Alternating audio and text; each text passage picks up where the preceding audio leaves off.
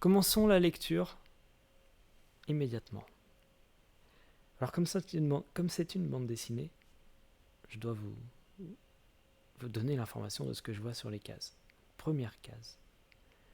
La mer, la pleine mer, et un petit bateau, visiblement de pêche, dessus.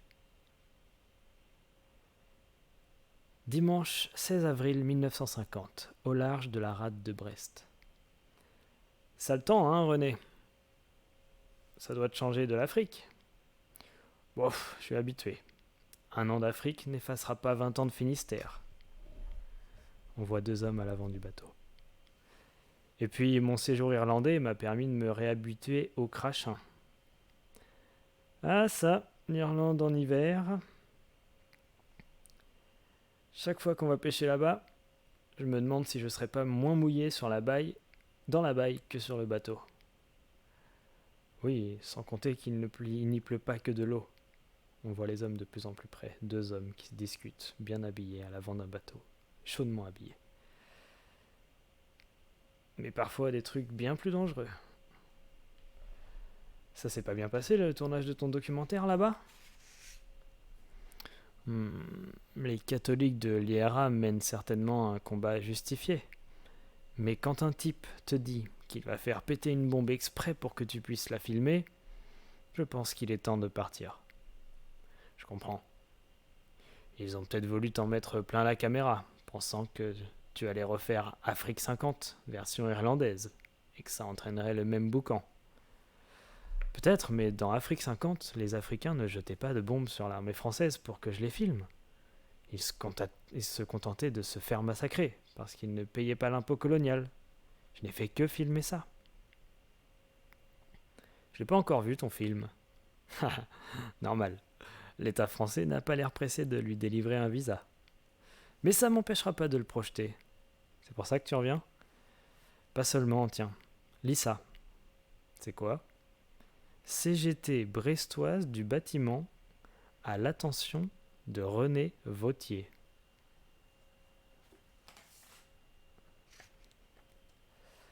On voit désormais un assemblement d'hommes qui en regardent un qui est monté sur un tas de gravier qu'il utilise comme promontoire et qui s'adresse à la foule à côté d'un mur de pierre. Certains hommes ont des outils. Chers camarades, en Irlande, tu n'as sans doute pas entendu parler des événements se déroulant à Brest. Depuis un mois, les ouvriers chargés de reconstruire la ville sont en grève, réclamant de meilleurs salaires. Les dockers, les traminots et ceux de l'arsenal les ont vite rejoints, paralysant l'activité de la ville. On voit maintenant la foule se faire réprimander par la police. Mais les patrons refusent de céder, et la situation s'est envenimée. Le 14 avril, un cortège de l'Union des femmes françaises, mené par Marie Lambert, députée communiste de Landerneau, a envahi la mairie de Brest. Elle réclamait des bons de lait promis aux enfants des grévistes. Mais sur l'ordre du maire Alfred Chupin, les femmes ont été expulsées sans ménagement. On voit une scène de défilé dans la rue avec quelques enfants qui la regardent depuis des gravats. Hier, une nouvelle manifestation a eu lieu, rassemblant plusieurs milliers d'ouvriers, suite à l'affaire de la veille. Les camarades étaient très énervés. En passant devant la maison de Pierre Prévosto, secrétaire de la chambre patronale, ils ont alors décidé de l'emmener de force à la maison des syndicats, où il a finalement été libéré suite à l'intervention d'Alain Signor, député communiste du Finistère.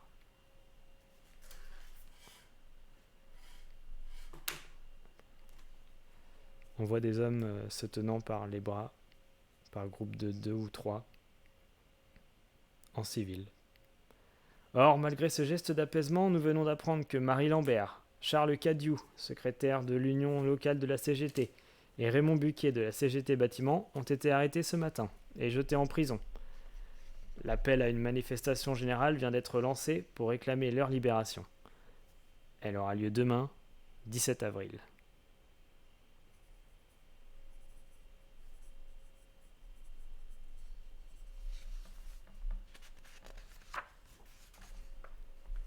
Retour au bateau. C'est donc aux militants CGT, mais aussi et surtout aux cinéastes que nous nous adressons. Pourrais-tu être présent lundi afin de filmer ces événements ?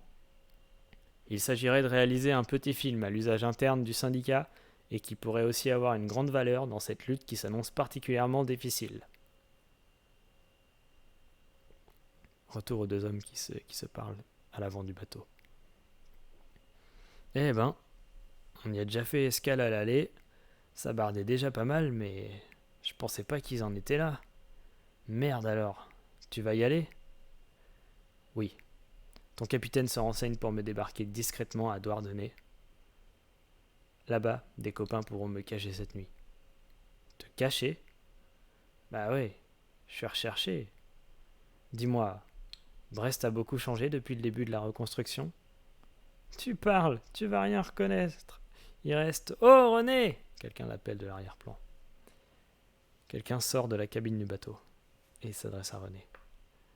C'est bon, on débarque à Douarnenez. Joss dit que tous les képis sont à Brest. Il viendra te prendre au port. Parfait, capitaine. Alors, cap à l'est.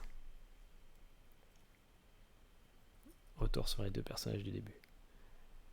Mais si tous les perdreaux sont à Brest, tu vas te jeter dans la gueule du loup. Bah, le nombre ne fait pas forcément la qualité. Tu connais pas la blague ? 2 quarts de flics, ça fait combien de flics ? Hein ? Je sais pas. Une 60aine, à la louche. Eh non, ça fait un demi-flic.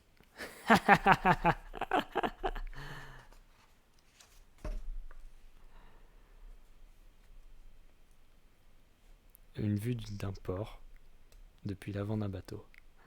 Oh René, lance le bout que je t'arrime ferme. René récupère le bout. René lance le bout, pardon. Salut Joss, attrape. Allez, double nœud, des fois que t'aurais l'idée de repartir aussi sec. Avec toi, on ne sait jamais. Ah, t'inquiète pas, j'ai la permission de minuit. C'est bon de revenir au pays. Salut Swazik. Salut René. Ils s'embrassent. Ils s'enlacent plutôt. T'as l'air en bonne forme.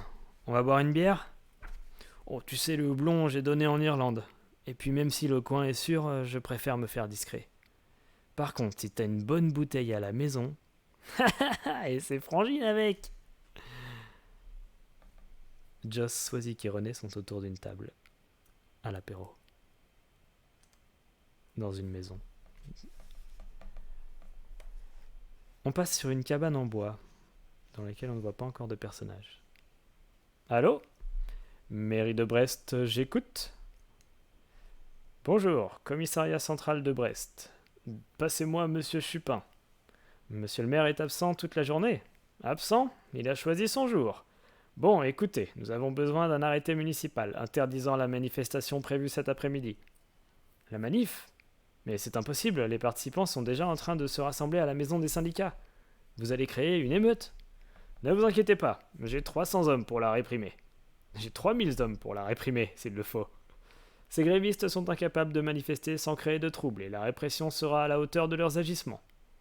Mais pour ça, il nous faut cet arrêté. On voit de plus en plus proche le conseiller du maire au téléphone à l'intérieur d'un bureau.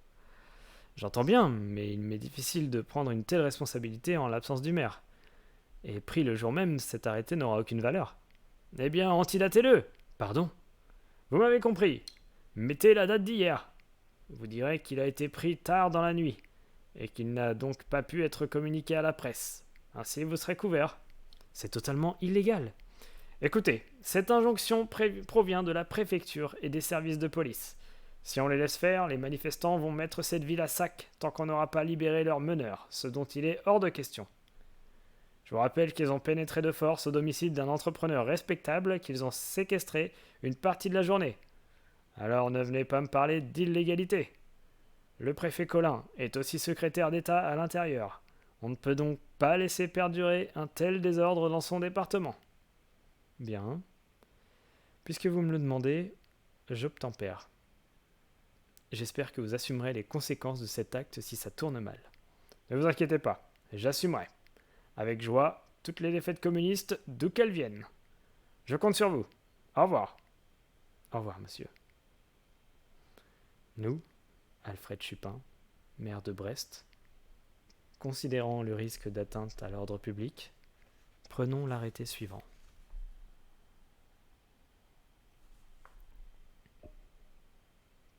René est dans le lit, il dort. La lumière du jour vient l'attaquer subitement. Hé Soisy couvre les fenêtres. T'as perdu le rythme des vieilles bretonnes, mon petit René. Quoi? Quelle heure il est? 10 heures. Je vais faire la chambre avant de partir au marché. 10 heures? J'ai raté mon train. Pourquoi vous m'avez pas réveillé? Ton train, il fait la grasse matinée aussi. Toutes les liaisons pour Brest sont suspendues pour la journée. Joss a été prévenu ce matin. En prévision de la manif, la ville est farcie de flics. Pas le moment pour toi d'y pointer ton nez. Bon, c'est vrai qu'à choisir entre votre hospitalité et celle des geôles brestoises... René est au petit déjeuner, puis il se balade sur le port, puis il parle gaiement avec des personnes inconnues. Des quarts de policiers et plusieurs rangs de policiers marchent. Un quart de policiers avance, sort d'une ville appelée Châteaulin. Des quarts de syndicats se remplissent, on voit un drapeau de la CGT. Les quarts de CGT se dirigent vers la ville de Brest. Entre les camions de police dans Brest, entre les bus de syndicalistes dans Brest. Les syndicalistes se retrouvent à l'extérieur du bus, se réunissent en foule et écoutent un homme qui parle au mégaphone. Et je passe maintenant la parole à Pierre Mazet, secrétaire de la CGT Bâtiment.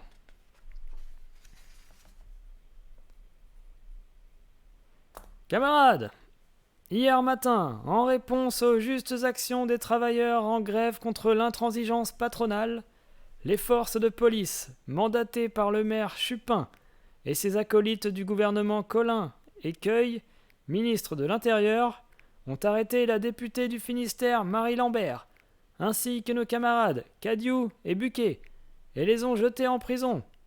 Êtes-vous prêts à défiler avec moi pour réclamer leur libération immédiate? La foule. Oui, allons-y. Ouais, on y va, frangin. Au cul, Chupin et ses perdreaux. La personne qui vient de crier est rejointe par une autre personne. Tiens, t'es là, Edouard? Je croyais que Saint-Rapt-et-Brice vous avait accordé l'augmentation. Salut, Guy. Oui, le patron a cédé il y a 15 jours. Mais en rentrant à la maison hier, Pierre m'a prévenu des arrestations. Alors, j'ai débrayé cet après-midi. Bravo! On se remet en tête avec ton frangin, d'accord? La personne qui avait pris la parole au mégaphone. Allons-y, camarades, tous vers la sous-préfecture. On passe par la place de la Liberté. Guy. Y a pas à dire, il sait y faire pour faire bouger les copains. Édouard. Ouais, j'ai les pieds qui partent tout seuls, dis donc.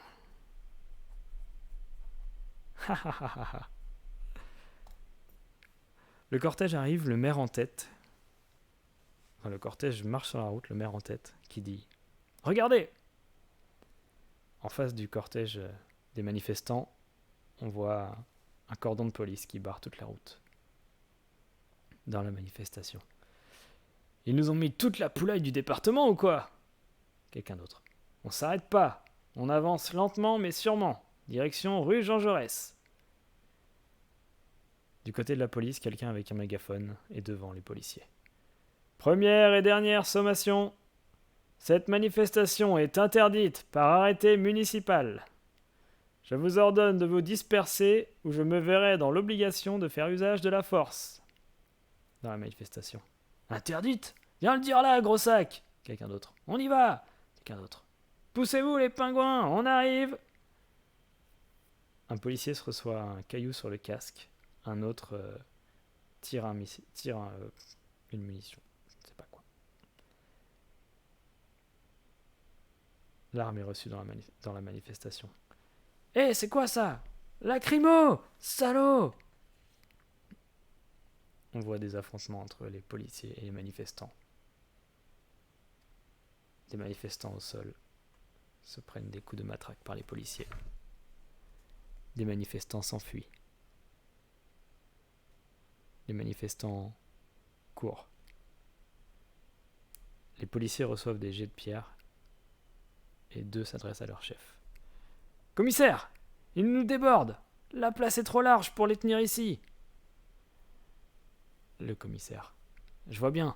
Replie! Replie vers la rue Jean Jaurès! Replie !» Un manifestant prend l'arme d'un policier. « Toi, tu restes là, donne-moi ça !» Le policier. « Eh oh !» Le manifestant. « On fait-moi le malin, là, hein ? Tu mériterais que je t'en foute une !» Un autre manifestant. « Arrête !» Le policier. « Hein ?» Le manifestant qui a arrêté l'autre. « Ça va mal finir !» Celui qui a l'arme. « C'est bon, rigolez !»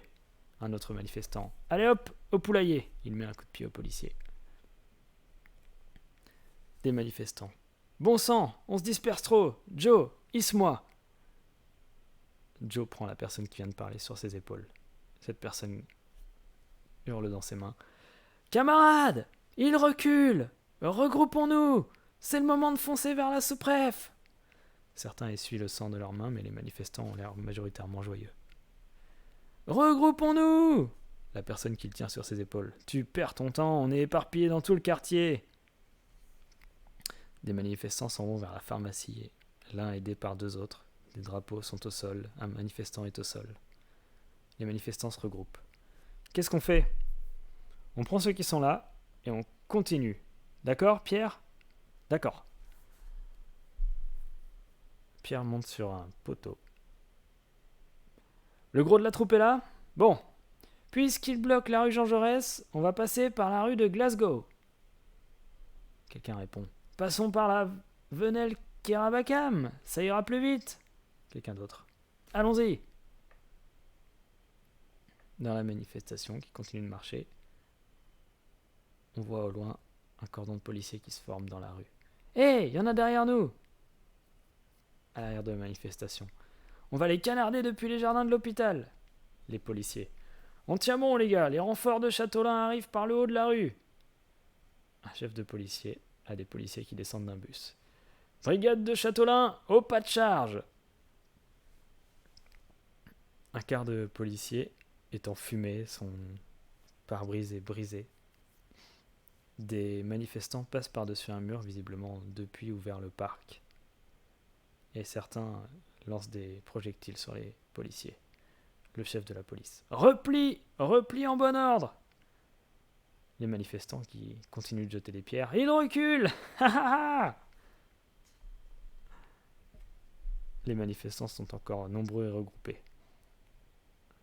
« Ha ha ! Un flic à Brest, c'est forcément une poule mouillée ! Ha ha ha ! Hé, regardez en haut de la rue ! Putain, en voilà d'autres ! Quoi ? Qu'est-ce qu'il a dit ? » À l'avant de la manifestation, derrière le maire. « Mais qu'est-ce qu'ils font ?» C'est pas le maire en fait, parce qu'il a une écharpe, mais il a une écharpe tricolore, mais il a interdit la manifestation techniquement. Je ne sais pas si c'est le maire. « Mais qu'est-ce qu'ils font ?» Les policiers en face. « Premier rang, un genou à terre !»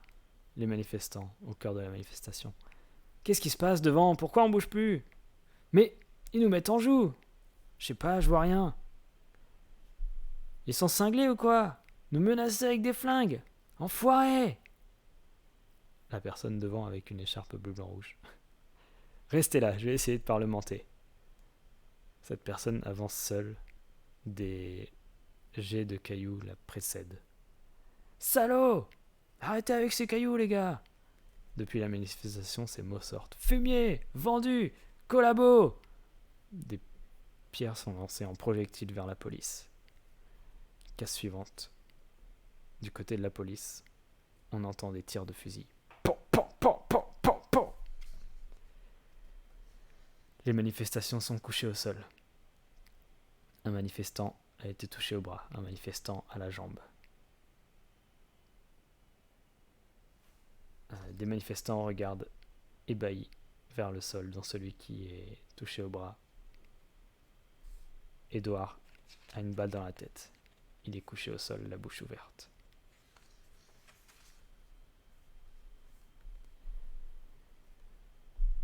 On voit une grande gare et la place qui est devant elle.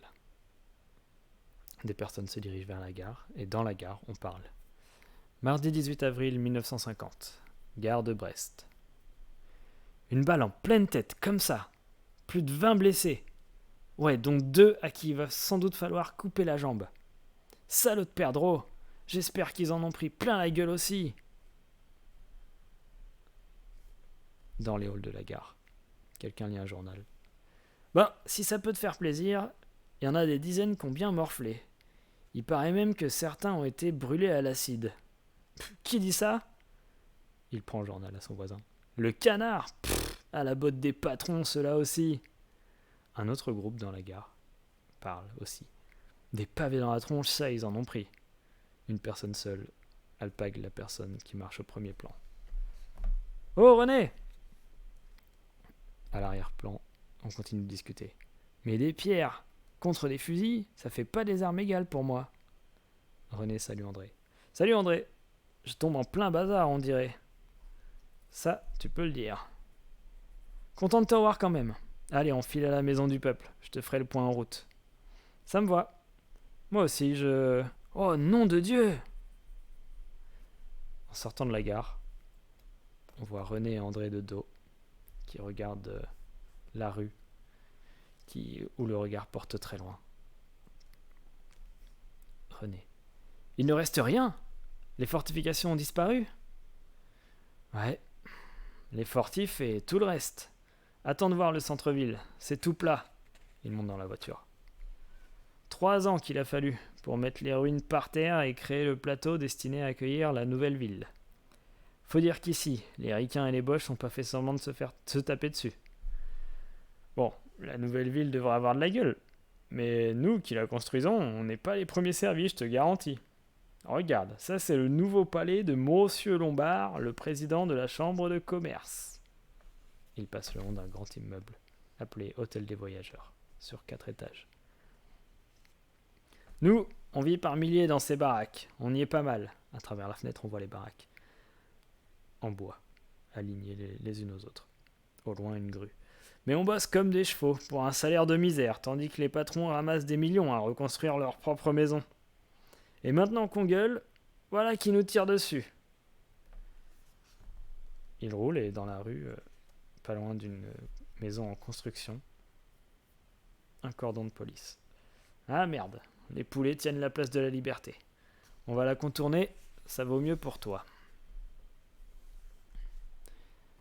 Bande de peine-cul, on les a pas vus contre les nazis, mais quand il s'agit de taper sur des ouvriers français désarmés, là ils se lèvent tous.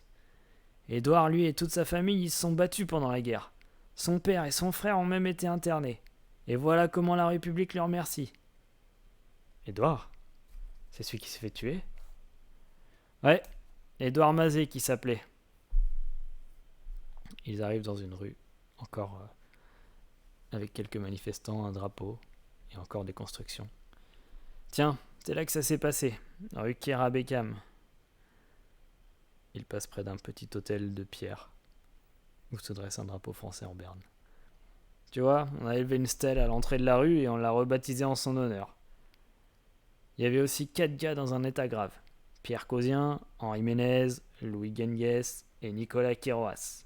Tous de bons militants et responsables CGT. À croire qu'ils ont bien visé.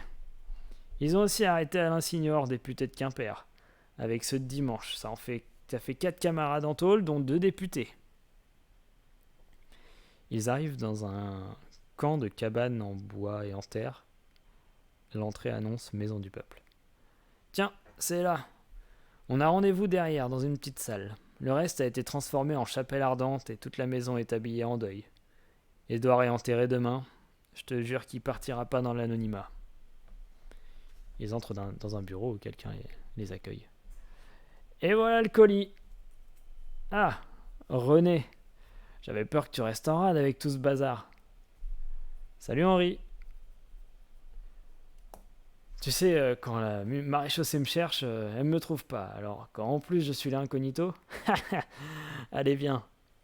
Il entre dans une pièce remplie d'hommes qui semblent s'affairer au travail ou à une sorte de réunion autour d'une table. Les gars, je vous présente René Vautier. Il apporte une arme nouvelle qui peut avoir son importance dans nos combats, notamment au regard du drame d'hier. Hé, tu crois pas si bien dire, une vraie arme de poing. Il lui sort de sa valise une petite caméra qui se tient dans une main. Une belle éornelle, messieurs. Caméra 16 mm se remontant à clé. Et en cas de coup dur, c'est plus solide qu'un casque et un crâne de gendarme réunis.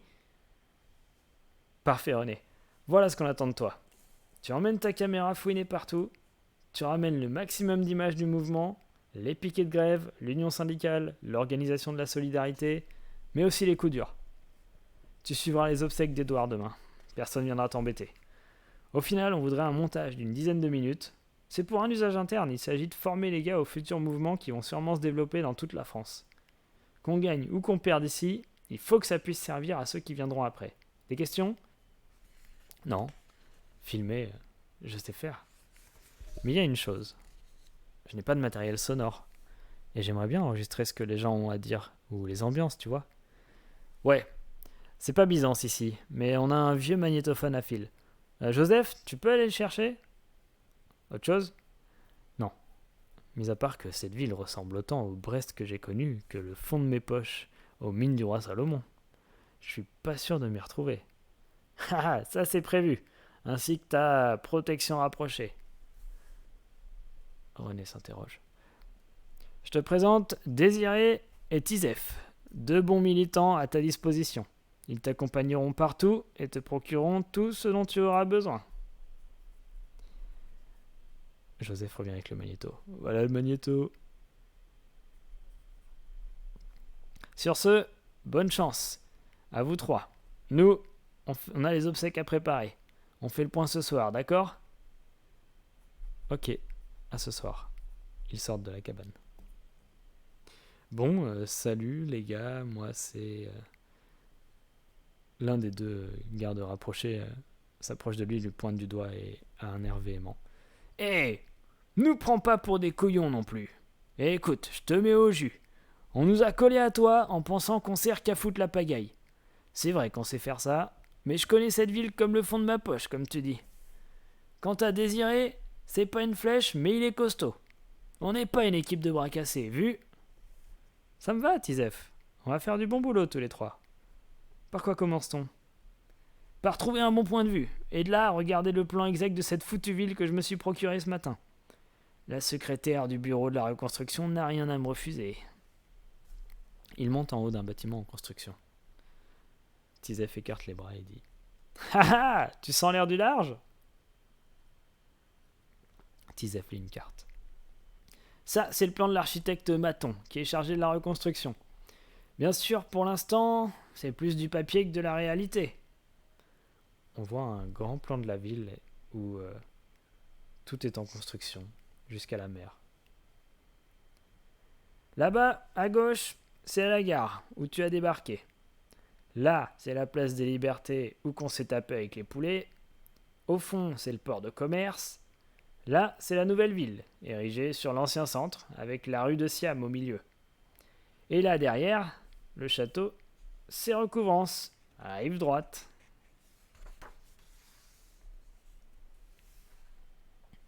Le mieux, c'est de commencer par le nouveau centre. Il y a des piquets de grève sur chaque chantier. Tu pourras interroger plein de camarades si tu veux. Je veux. D'ailleurs, comment il marche ce magnéto, Désiré ? Ah mince, sur secteur. Ça va être pratique en pleine rue. Tant pis, on se débrouillera. Tizef invective des gens qui sont assis sur des gravats. Oh, camarades, y en a qui veulent devenir des vedettes ici ? Le manifestant assis lui répond. C'est quoi cette caméra ? Vous êtes des journaleux ? M'insulte pas dès le matin, chef, ça fait mal à mon ulcère. T'es le responsable ici ? Élu à l'unanimité. Élu à l'unanimité. Qu'est-ce que vous voulez ? Voilà le camarade Vautier, artiste cinéaste que je ferai pas l'affront de te présenter à un vrai communiste, pas vrai ? Salut. René est chargé par le syndicat de tourner un film sur la grève. Il faut que vous racontiez ce qui se passe ici. Alors les gars, qui c'est le gabin de demain ? Qui veut dire à la caméra comment on résiste au patron affameur ici ? Un des membres présents l'invective. Comment on résiste au patron? T'étais où, toi, hier? Et au bal, tu sais y résister? Faudra me montrer. René se bat avec le magnéto tandis que Désiré tient la caméra. Saloperie de magnéto. Dans la foule. Ouais, s'il recommence à tirer, qu'est-ce qu'on va faire? Moi, je crois pas que les patrons vont céder, ça fait déjà 2 mois que ça dure. Et s'ils nous tuent, nous, qui va le reconstruire cette ville? Et Edouard, il serait mort pour rien? Tiens, filme ça, toi. Il monte sur un mur en construction avec un long marteau. Et René dit, et merde pour le son, reprends ça, Désiré. La personne montait sur le mur. Tu vois ce mur, c'est moi qui l'ai monté. Mais je bouffe pas du sable ni de la pierre. Je mange du pain. Et si les patrons veulent que ce mur grandisse, eh ben ils vont me donner du pain et du lait pour que mes gosses y grandissent aussi. Ce mur, il grandira avec moi, dessus, ou il grandira pas. Quelqu'un rejoint sur le mur. Joseph a raison. Allez les gars, venez. Et toi, le cinéaste, continue de filmer. Ils sont désarmés 4 sur le mur en construction. 2 lèvent le poing. Ils sont 4 au pied du mur et 1 lève le poing. Dans la rue, René les filme. Un peu plus loin, un autre groupe d'ouvriers. Mais l'artiste vient nous filmer ici aussi. Nous non plus, on bougera pas. Et en plus, on a des gueules à plaire aux midinettes. René. J'arrive les gars, bougez pas, bougez surtout pas.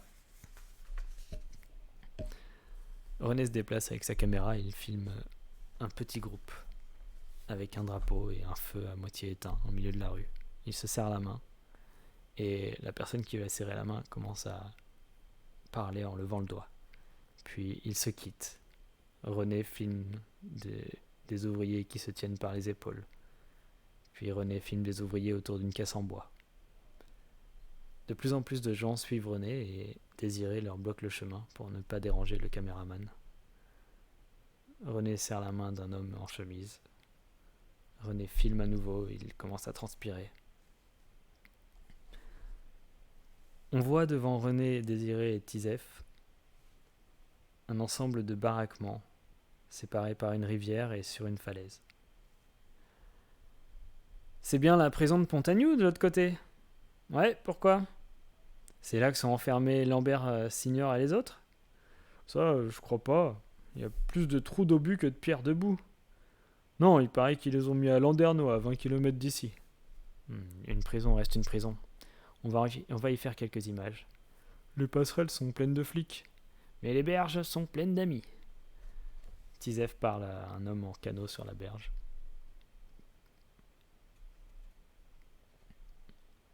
L'homme va à son tour, avec son canot, parler à d'autres hommes sur une passerelle. Il leur demande « Calme plat les gars !» Les policiers disent « Calme plat !» L'homme au bateau revient. Et René, Tizef et Désiré s'échappent de sous ses couvertures. René filme la prison. René filme un tag « Paix en Indochine » sur le mur de la prison. René continue de filmer la prison. Désiré s'approche de lui et lui dit « Oh, c'est pas les murs qu'il faut filmer, c'est les humains qui se battent. Y a pas que les chantiers et l'arsenal qui sont en grève, mais tous les camarades. Les dockers sont aussi avec nous. C'est la grève générale ici. » Désiré pousse René qui résiste. « Et c'est ça qu'il faut filmer. » Tizef. « Attention, Désiré impose des cadences infernales. » Désiré continue de pousser René dans la rue, loin de la prison.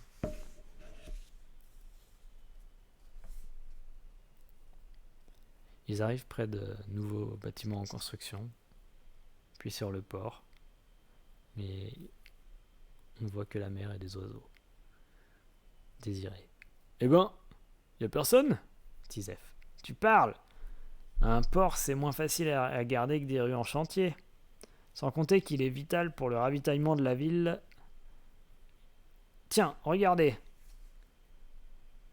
On voit les grues, des dockers, des voitures, probablement de policiers, et de très loin, probablement des policiers avec des matraques. Un bateau. Mais t'as vu que les autorités ont bien trop peur de laisser les grues aux mains des dockers en colère. Faut dire que ces joujoux coûtent la peau du cul, Désiré. Comme s'ils allaient saccager leur outil de travail. Ah, ça me m'écoeure. Allez, s'il n'y a rien à filmer, tirons-nous. René. Non, attends, Désiré. Le vide aussi est parlant. Il filme les policiers en train de rire. Il filme le port vide, sans aucun bateau. Les gravats, les pelles posées. Il filme les dérouleurs de câbles. Il filme les buttes de sable et personne ne les travaille. Il continue de filmer et voit sur une cabane une affiche qui l'intrigue. Il regarde l'affiche qui dit « Notre tâche prioritaire, la reconstruction. Emprunt, obligation 4,5%. » Et sur le dessin, des grues qui construisent de nouveaux bâtiments. Et évidemment, Désiré. On voit désormais une tente noire, 2 hommes en noir qui la gardent, des personnes qui viennent avec des bouquets et des militants qui portent un drapeau, des hommes habillés en noir. Tizef. C'est curieux quand il y a un type qui part. D'un côté, ça fout une tristesse terrible. Et de l'autre, ça rend ses camarades plus unis et plus forts. C'est une connerie la mort. Ils sont l'air dépités le long d'une cabane en bois. Désiré. Tu vois, je serais mon ennemi, je me tuerais pas. Je m'empêcherais d'agir, oui, mais je me tuerais pas. C'est idiot. Les flics vont s'en rendre compte demain, il y aura foule comme jamais. Vous croyez qu'il y aura du grabuge? Je sais pas. Pour l'instant, la colère est intérieure, mais je te jure que partout, elle est terrible. Tu veux filmer le cercueil dans la tente? Non, c'est pas la place d'une caméra et on a déjà fait une bonne journée. Je filmerai le cortège demain. On va se coucher ou boire un dernier verre? Boire un dernier verre, oui. Faut rester ensemble.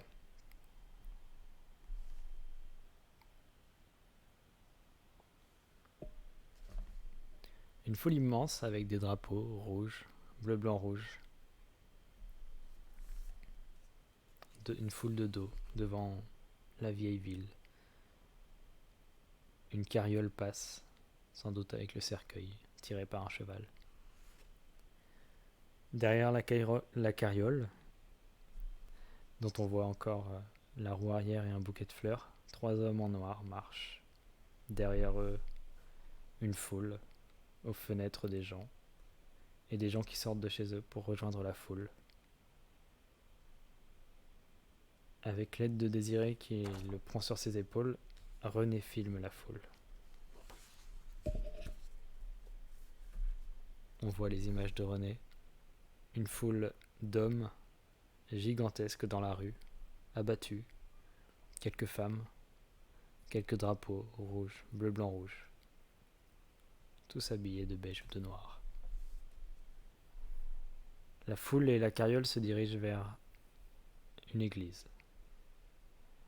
Devant l'église, René s'est mis devant tout le monde qui s'est mis devant l'église et il filme la foule en demi-cercle. Le cercueil est porté par des hommes dans l'église, une haie d'honneur avec des drapeaux français et des drapeaux rouges l'accompagnent. Le cercueil est sorti de l'église. Les hommes qui portent le cercueil marchent dans la rue et la foule les entoure. Ils arrivent sous une arche qui dit en latin « Repose en paix ». Le cercueil est posé sur 2 tréteaux, un prêtre autour et une femme et un homme. René filme. Le cercueil est ouvert. Puis le cercueil est fermé. On voit la gare de Brest au coucher du soleil ou à son lever. Et quelqu'un à l'intérieur dit « Mais qu'est-ce qu'il fout ?» C'est quelqu'un qui est près d'une locomotive, qui crache de la fumée noire. « Je lui donne encore 1 minute !» Le conducteur de la locomotive. « Sois pas vache, il va arriver. » « Je pousserai Titine pour rattraper le retard. » Le chef de gare. Désolé, Ernest. On ne peut plus attendre. René arrive en courant.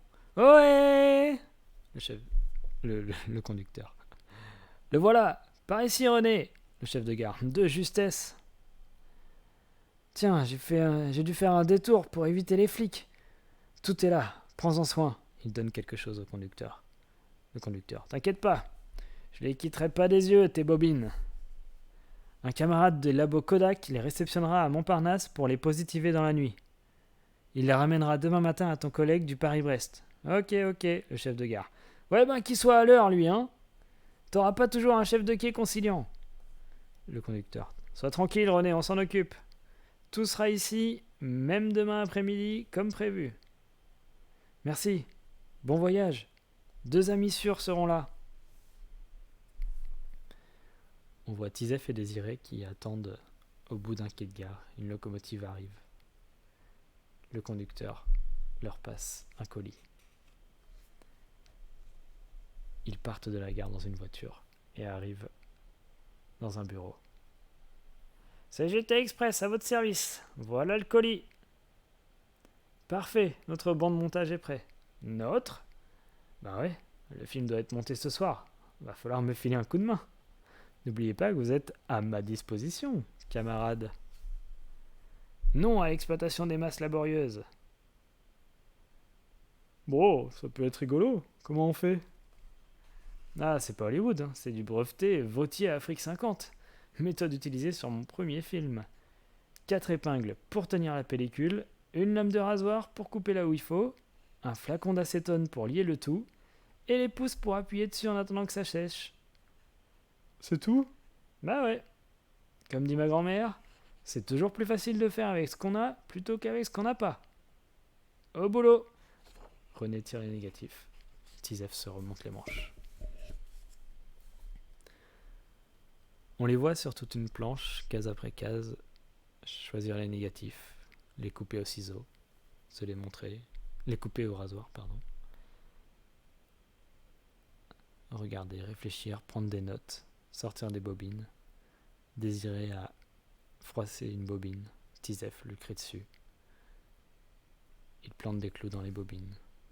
Désiré se coupe avec la lame de rasoir, Tizef rit. Autour de la table, René est assis et Tizef et Désiré sont debout. René.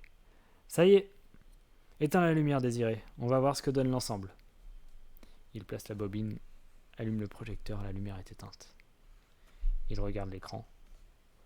Il regarde l'écran en réfléchissant. Et voilà, 12 minutes, c'est bien, non? Ouais, mais y a pas de son? On n'a pas pu utiliser le magnétophone, Désiré. Et ma caméra ne prend pas le son. Ah, c'est con quand même, tes images sont vraiment bien, mais il manque quelque chose là. Vous avez raison. J'avais pensé à un truc. Tu veux bien allumer? Tu cherches quoi? Un poème qu'Éluard a écrit en hommage à Gabriel Péry. Le résistant tué par les Allemands? C'est ça, ouais. Où est-ce que je l'ai mis? Il ferait un beau commentaire à ce film. Je vais le lire en remplaçant le nom de Péry par celui de Mazet. Et on va l'enregistrer. On passera la bande pendant la projection. Ah, le voilà. Ça s'appelle « Un homme est mort ».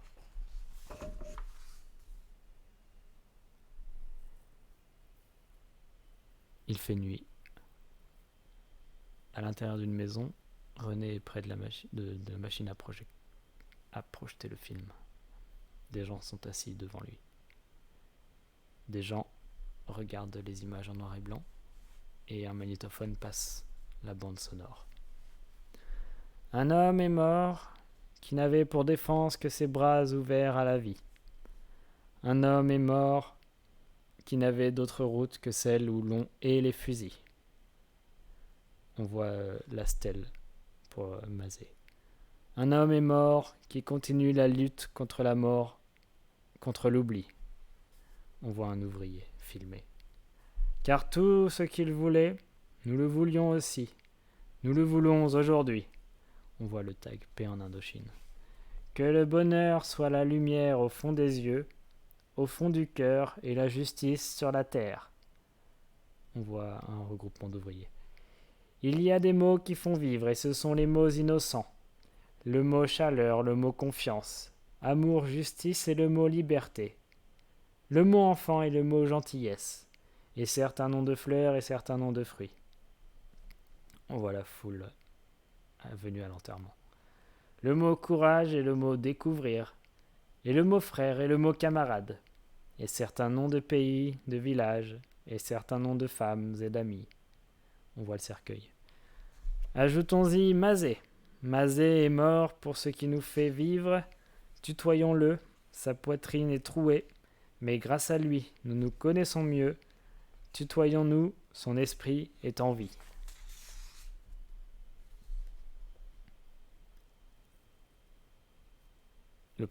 René arrête le projecteur. René rallume la lumière. Désiré lui fait un signe pouce en l'air. Les autres regardent encore l'écran. Bravo René, ça donne envie de pleurer et ça donne envie de se battre. Ouais, il a raison. Bon sang, je suis content de l'avoir vu. Bel ouvrage, camarade. Merci. Bravo, j'ai une idée. C'est pas ici ou dans un cinéma qu'il faut le passer. C'est toutes les nuits sur tous les chantiers en grève. Attends, Henri. C'est une très bonne idée, mais vos chantiers ne sont pas équipés pour ça. Mais on va se débrouiller. Tiens, on a une camionnette dans la cour. Vous pouvez la prendre pour transporter le projecteur. Ouais. Et pour l'écran ? Bah, un mur blanc, ça ferait pas l'affaire. Si, sans doute, ça peut marcher. Alors allons-y. Des murs, ça fait des années qu'on en monte. Désiré embarque la caméra brutalement, le projecteur brutalement. C'est parti. Et là, doucement, Désiré. C'est fragile, ce truc. Et alors, j'ai l'air d'une brute ? Bon, tu viens, oui ? Henri, on a besoin de la camionnette. Ils sortent de la cabane, il y a une camionnette qui attend, avec 2 personnes derrière. On a besoin de la camionnette, les gars. Les hommes. Un coup de main ? Désiré. Tu connais quelque chose en cinoche, toi ? Quoi ? Laisse faire ceux qui savent. Et Vlan, ici, désormais, c'est une cabine de projection, vu ? René. Tu prends le volant, Tizef ? Attends, je pense à un truc. Tu vois, on pourrait tendre un drap à l'arrière de la camionnette, ça ferait un écran. Il faudrait ensuite installer le projecteur et le magnéto sur une voiture décapotable, avec une prise double et une grande rallonge électrique. On arriverait sur les chantiers avec les 2 véhicules. Il y aurait juste à trouver une prise de courant et ça ferait un chouette cinéma ambulant. Pas con. Pas con du tout même. Sauf qu'une décapotable, ça se trouve plus du côté de l'union patronale que de chez nous. On n'a qu'à leur en piquer une. On leur signera une reconnaissance de dette à valeur sur notre prochaine augmentation. Ils nous doivent bien ça. Tizef, pas la peine les gars, j'ai ce qu'il faut. J'ai coupé les montants de ma Juva 4 au chalumeau. Et j'en ai fait sauter le chapeau. Et un vrai aspirateur à poules. Tizef, oui. T'attends quoi pour aller la chercher ? J'y cours. Jean, toi qui habites tout près, ramène-nous un drap. J'y vais. Bastien, trouve-nous des rallonges électriques le plus possible. C'est comme si c'était fait. Les autres, sortez le projet du camion. Il s'agite autour de voitures. C'est bon, ça tient. Désiré, avance le camion. J'y vais. Ah, on dirait un gosse passage qu'on a foutu au piquet. Dans la Juva 4, il règle le projecteur. Parfait, je règle le flou de l'image et... Mais... Un problème ? Plutôt, ouais. La bague de mise au point est complètement bousillée. Oui, j'ai remarqué aussi. C'est fragile ces trucs-là, hein. C'est usiné par des ricains, c'est du boulot de cochon pressé. Tu l'as pété en le mettant dans le camion ? Putain, mais c'est pas vrai, t'as des marteaux piqueurs à la place des mains ou quoi ? Du boulot de ricain, je te dis. Tu sais bien qu'ils font pas dans le solide, c'est marqué dans tous les journaux. Parce que monsieur lit les journaux maintenant. Mais t'as jamais été capable de dépasser la page des sports. Quoi ? Je pense avoir la solution. On doit pouvoir faire le point en avançant ou reculant ta voiture. On essaie tout de suite. Voilà. Alors, la Juva 4 est en face du camion de projection. Le projecteur projette sur le drap blanc placé à l'arrière du camion. Voilà, recule un peu. Hop, hop, hop, attends. Avance. Stop. Parfait. Désiré, allume le magnéto. Tisef, fais gaffe, matos ricain aussi, le fil est en chewing-gum. Sur le drap posté à l'arrière du camion, les images réapparaissent. Et le son. Un homme est mort qui n'avait d'autre défense que ses bras ouverts à la vie. Tisef, dans sa voiture, Désiré à côté, regarde l'écran, ébahi. Tisef. Je sais pas comment dire. Avec la nuit et Éluard, tes images, c'est comme si... Comme si elles étaient plus larges. Ouais, c'est ça. Henri. Vous avez raison, camarade, c'est des images faites pour la nuit et le feu. Mets-toi en route, René. Va leur montrer à tous sur les piquets de grève. Montre-leur à quoi ils ressemblent et comment ils sont beaux. Tout de suite, mon major. Le camion et la voiture s'en vont. Ils arrivent sur un piquet de grève, où des ouvriers ont fait un feu de camp. C'est quoi ce bazar? Grande nouvelle, le cinéma vient chez vous. Ramenez votre fraise. Trouve une prise de courant, Désiré. Ok. Suivez-moi. Quoi? Mais bien sûr que c'est gratuit, petit bonhomme. C'est bon, ça marche. Tisef se place devant l'écran, éclairé par le projecteur. Mettez mettez les chiards au premier rang, pour qu'ils voient quelque chose. Silence. CGT, Bout du monde présente, un homme est mort.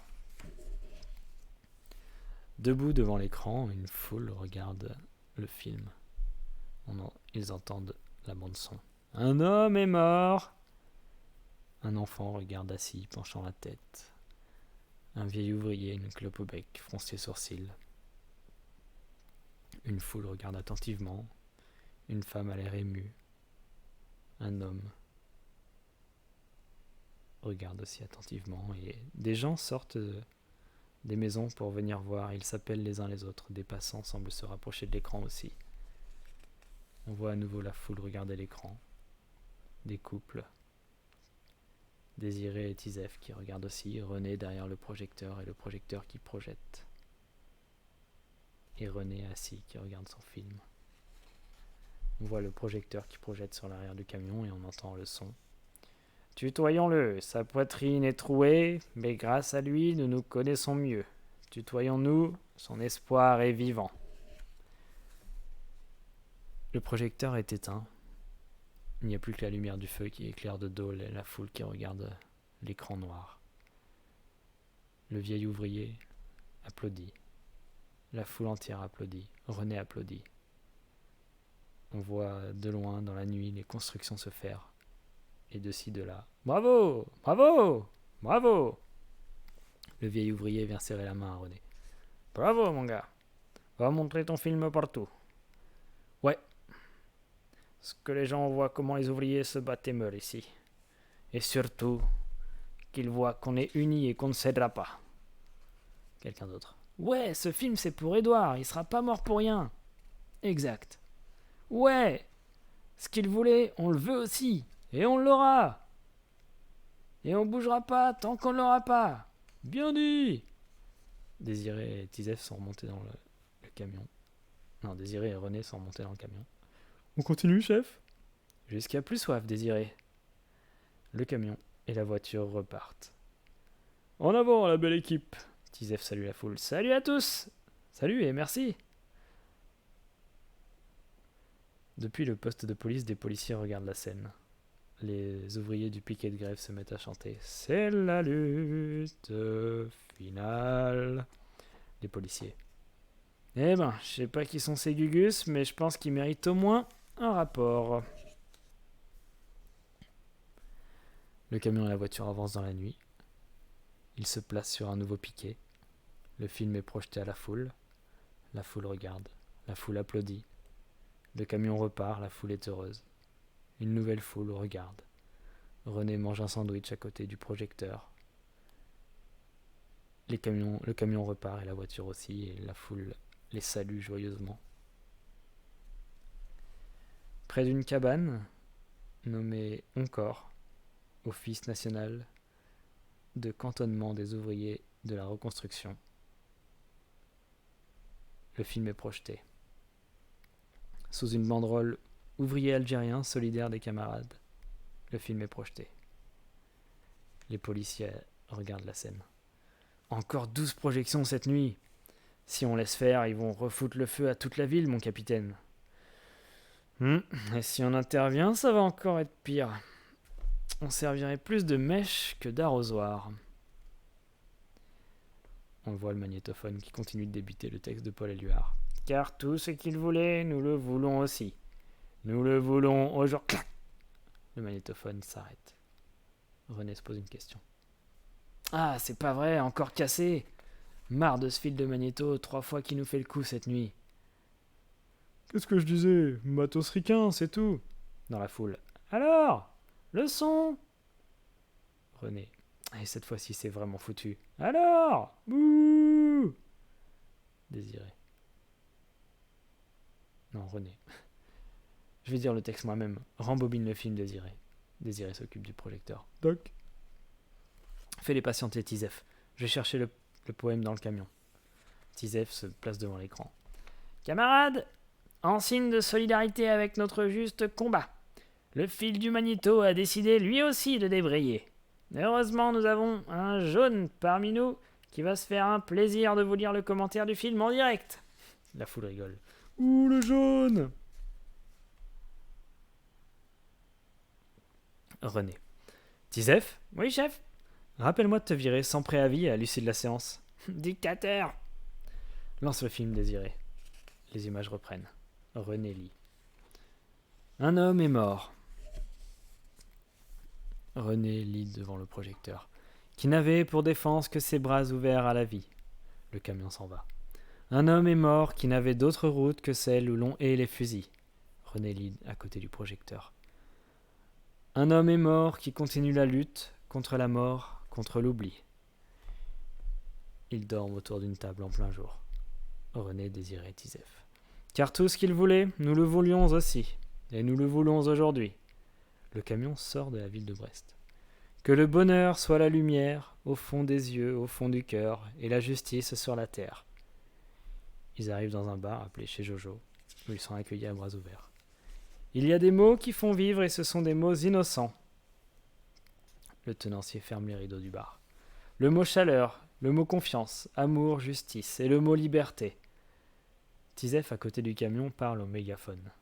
Un fermier dans la rue le regarde avec curiosité. Le mot enfant et le mot gentillesse, et certains noms de fleurs et certains noms de fruits. Une foule entre dans le bar Chez Jojo. Le mot courage et le mot découvrir, et le mot frère et le mot camarade. À côté du projecteur, René lit à l'intérieur du bar pendant que le film est projeté. Et certains noms de pays, de villages, et certains noms de femmes et d'amis. Des personnes amènent des personnes amènent des fruits et des légumes à Désiré qui est à côté du camion. Tiens mon gars, des légumes pour le comité de grève. Vos petits à la ville doivent en avoir besoin, non? Ajoutons-y Mazé. Mazé est mort pour ce qui nous fait vivre. Tutoyons-le, sa poitrine est trouée. Le camion repart avec des légumes à l'arrière. Les paysans les saluent. Mais grâce à lui, nous nous connaissons mieux. Tutoyons-nous, son espoir est vivant. Au dos du camion, près d'une baraque appelée patronage laïque, une queue s'est formée, qui parle à Tizef. Tizef. Encore des patates? Bon, si ça varie pas, ça nourrit au moins son homme. Le fermier. Et là, c'est des patates nouvelles, les gars méritent bien ça. Et crois que Marx te le rendra. Mets ça là-dedans et merci à toi. Tizef prend des notes pendant que le fermier rentre les patates dans le camion et qu'un petit garçon l'invective. Eh monsieur! Le petit garçon a 3 carottes dans la main. Ma mère, elle m'a donné que ce bouquet de carottes. Je peux y aller au cinoche? Tizef rigole. Tu nous prends pour qui, gamin? Même les mains vides, tu pouvais entrer. Chouette! Il donne le bouquet de carottes à Tizef. Désiré, à côté, déroule un grand câble. Tizef. Oh Désiré, qu'est-ce que tu fous avec ce câble? J'ai déjà branché le projo.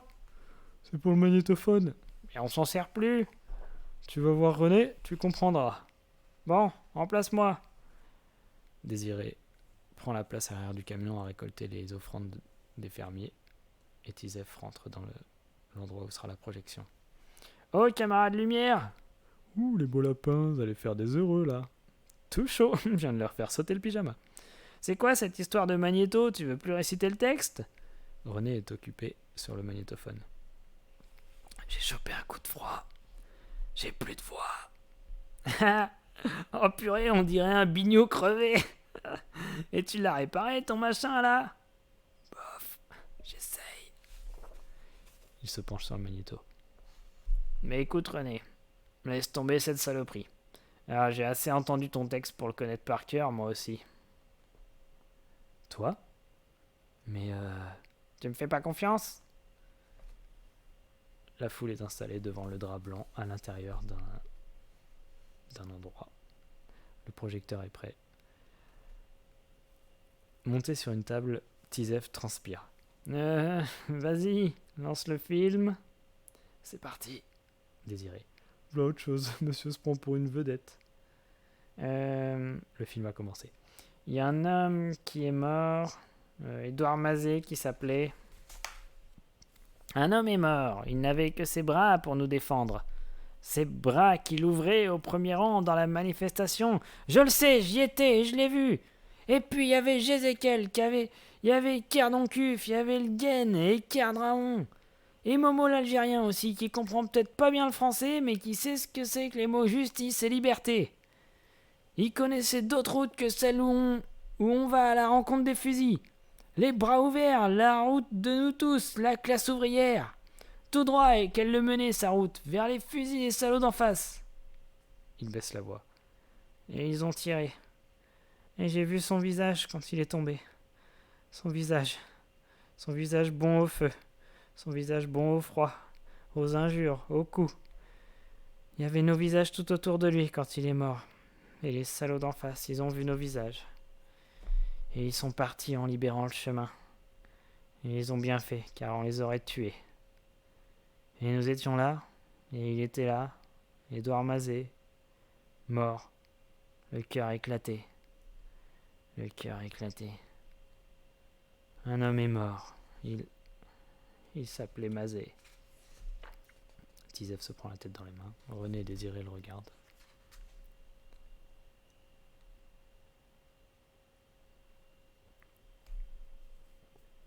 On voit des toits de maison et la tour Eiffel, au loin. Fin mai 1950, rue Toudic, Paris, à l'intérieur d'une maison. Et la grève s'est terminée peu de temps après. Devant la gravité des événements, les patrons ont fini par céder aux revendications des ouvriers. On voit une femme qui passe dans la rue, mais les voix viennent de la cave. Voilà donc, à peu de choses près, l'histoire de ce film et de son tournage. René est sur une scène à côté d'un homme en costume cravate. Et je suis très heureux de pouvoir, à l'invitation de mon ami Max, le projeter aujourd'hui dans ce ciné-club créé par et pour les techniciens du cinéma. Vous allez voir que ce film a justement défié en permanence les lois et les habitudes techniques de notre art. Quelques personnes dans la salle de cinéma rigolent. Max. La version que tu vas nous projeter est accompagnée du commentaire déclamé par l'ouvrier Ptizef, c'est ça? Oui. Heureusement que ce fichu magnéto a bien voulu l'enregistrer, parce que cette tête de mule de Ptizef n'a jamais voulu recommencer. Nous voilà tous impatients de voir ça. Je vais lancer la bobine. Dans la cabine de projection, le projectionniste. On y va. René, c'est parti. On voit quelques spectateurs dans la salle qui regardent ébahis et on entend la voix de Tizef dans la bobine. Y a un homme qui est mort, Édouard Mazet qui s'appelait. Un homme est mort, il avait que ses bras pour... René dans la salle de projection. Hé, qu'est-ce que c'est que ce crépitement? Le projectionniste. Oh putain! Des copeaux! Ta pellicule est foutue, mon gars! La pellicule sort en copeaux du projecteur. René. Merde, heureusement qu'il y a casse sous la fenêtre de vision. On continue la projection jusqu'au bout. T'es sûr? Comme tu veux. Après 150 projections, c'est pas étonnant, hein. 150! C'est un miracle qu'elle ait tenu jusque-là. Je vais chercher un balai. René balaye, Max le rejoint dans la cabine de projection. Ah René, c'est vraiment un beau film. Il tient un copeau de son film dans les mains et le balai dans l'autre. C'était un beau film. Mort au combat. Mais c'est pas grave, t'as bien une copie, non? Quelqu'un à l'extérieur du plan. Excusez-moi. Une personne entre souriante dans la salle de projection. Jean Marcenac, journaliste aux lettres françaises. Il faut absolument projeter ce film à Paul Éluard. Je le connais personnellement, il sera enchanté. Ça, on le saura jamais. Le film vient de rendre l'âme, désolé. Mais c'est pas grave, vous avez bien une copie, non? Pas la moindre. J'ai tourné sur Inversible et nous n'avions ni le temps ni l'argent pour faire une copie contact. Alors ça, permettez-moi de vous dire que vos techniques d'enregistrement ne sont pas à la hauteur de votre talent. Ah, vous savez, pour nous, ce film était un moyen d'action avant d'être une œuvre d'art. Ça l'était pourtant. Et l'enregistrement du poème de Paul dit par Petit Zef?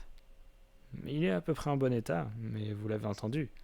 Ce n'est plus du tout le poème tel qu'Éluard l'a écrit. On peut même parler de détournement, alors je sais pas si... Ça, c'est pas un problème, au contraire. Il y a un cocktail samedi au Comité national des écrivains. J'y serai avec Paul, venez avec votre magnétophone. Bon, si vous voulez. Ça se passe où? Une rue de Paris, un grand bâtiment très riche avec un drapeau français qui flotte très haut sur son entrée.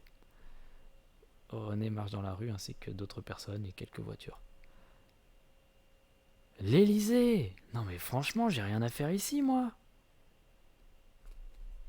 Ça se passe dans une annexe, pas dans le bureau présidentiel. T'aurais pu faire un effort, c'est quoi cette espèce de ciré? Quoi? Il est très bien ciré, je l'avais en Irlande. Ah, et c'est quoi dessus, des poils de phoque? Ça, tu parles, c'est imperméabilisé avec de l'huile. Mais avec la chaleur du métro bondé, elle a commencé à fondre et j'ai chopé tous les poils des manteaux et les cheveux des gens. L'abominable homme du métro. On arrive. Bonsoir, nous sommes invités par Jean Marcenac. Il rentre dans un bâtiment très riche, l'Élysée. Oui, monsieur, nous avons été prévenus. La réception a lieu au premier étage. Souhaitez-vous que je vous débarrasse? Merci. Les ors de la République, mon cher René. Dis-toi qu'en tant que citoyen français, tu es aussi un peu propriétaire de tout ça. Ah ouais? Alors je voudrais qu'on change les... Ah, vous voilà! Le journaliste les accueille. Bonsoir René, votre magnéto est prêt? Je l'ai vérifié ce soir. Parfait. Attendez-moi ici. Paul est là-bas. Je vais le prévenir. Il rentre dans un salon où des gens discutent debout. Le journaliste va jusqu'à un homme assis dans une salle, dans une chaise, entouré d'autres personnes. Une femme s'approche de René. Bonjour. Je peux vous l'emprunter? En désignant le magnétophone. Oui. Il faut le brancher et appuyer ici. La femme branche le magnétophone dans une prise le long du mur et apporte le magnétophone jusqu'à l'homme assis dans le fauteuil. Elle appuie sur le bouton de lecture. Du magnétophone sort le son. Il y a un homme qui est mort, Édouard Mazet, qui s'appelait... Le poème du grand homme, dit par Petit Zef, a retenti sous les lustres. Petit Zef et son accent brestois a coupé au couteau. Petit Zef et ses phrases prononcées pour s'accorder à la lutte, à la nuit, à la mort. Puis le silence est retombé. René. À Max. Faudrait peut-être lui dire que c'est fini, qu'il n'y a plus rien après. Ou alors il dort? Paul Éluard les regarde. Non, jeune homme, je ne dors pas. Mais laissez un peu un vieil homme se remettre du choc que cela fait d'entendre de son vivant un de ses poèmes digéré par le peuple. René et Paul Éluard se regardent. Merci. La femme rend le magnétophone à René, qui court avec le magnétophone sous le bras. Il sort dans la rue et... Non, il sort pas dans la rue. Il passe devant tout le salon et le magnétophone tombe. Il le ramasse. Il raconte. Je me suis enfui, mais j'étais heureux. Heureux pour Éluard, heureux pour Petit Zef, et heureux pour moi. On voit un bout de champ, la mer, et des maisons le long d'une rue. Et dans la maison, quelqu'un parle. Cancale, janvier 2005. Et heureux pour moi. Autour de la table, René raconte son histoire. Il ne restait donc plus rien du film, ni image, ni son, mais il avait rempli son rôle. Le reste, à l'époque, je m'en foutais un peu. Je pensais vraiment qu'il ne reverrait jamais le jour. Il finit son café et il regarde droit dans les yeux le lecteur. Et je n'aurais jamais imaginé que ça serait sous la forme d'un livre de bande dessinée.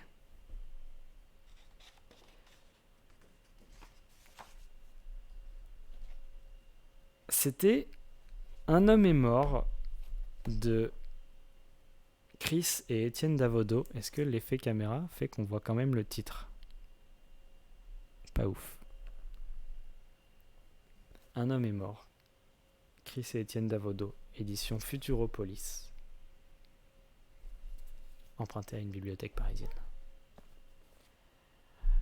Voilou pour le livre. Merci pour ceux qui ont regardé. Je vais me placer sous les oreilles de lapin que j'imagine Pauletto est en train de dessiner. J'ai pas pu, j'ai choisi de pas parler, de pas réagir pendant la lecture, mais merci beaucoup aux personnes qui ont dessiné. J'ai vu Abélard, je vois De Black, j'imagine que le dessin de la caméra est de toi. Salut Leander. T'es arrivé qu'à la fin, mais ça avait l'air cool. Bah, pour moi, c'était très cool parce que j'avais encore jamais lu la BD. J'aime bien lire comme ça. Et je voulais voir un peu ce que ça faisait si on laissait les gens remplir le chat. Et je suis vraiment ravi que déjà Abélard soit venu très tôt. Du dessin de Black qui représente l'histoire, qui est dans le livre. Donc c'est très cool de voir en plus une interprétation. Et puis c'est très joliment dessiné, bravo. Et de voir les blagues de Pauletto, bien évidemment, mais qui sont parfaites, très, très beau doigt. C'était un test, ça donne envie de refaire, vraiment, à voir techniquement comment on peut faire pour que des personnes qui se suivent aient de la place pour dessiner toutes, ou qu'il y ait plus de tableaux de dessin. J'ai pensé à alterner les tableaux de dessin, en préparer 4 ou 6 et à les alterner sur l'écran. Pourquoi pas, je vais regarder la technique si je refais ça un de ces jours. Il faut que je trouve des livres parce que je suis pas tout à fait à l'aise de lire des livres, on va dire, qui sont soumis au droit d'auteur. Après, des livres pas soumis au droit d'auteur, faut en trouver des intéressants parce que je peux vous lire Candide ou je peux vous lire Zadig, mais moi-même j'ai pas envie de lire Zadig, et Candide, peut-être vous le connaissez déjà, donc le filtre est très perturbant. Ouais, c'était le filtre BD le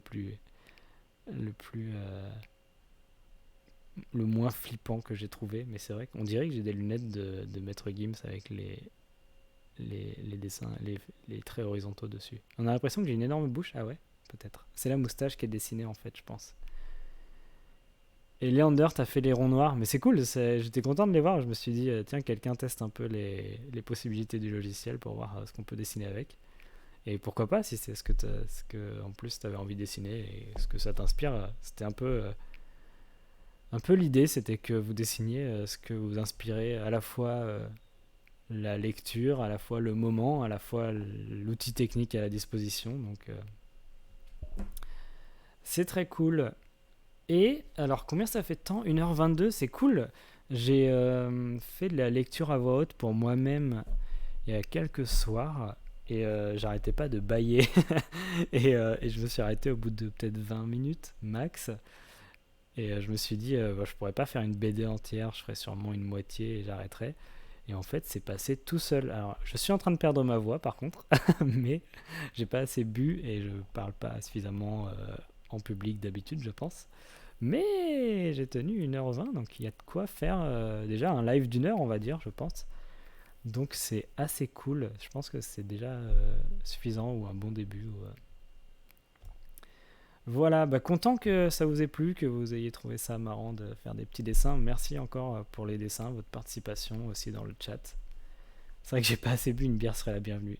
C'est vrai qu'une bière serait la bienvenue en général. Après, il est presque minuit, on va plutôt aller dormir et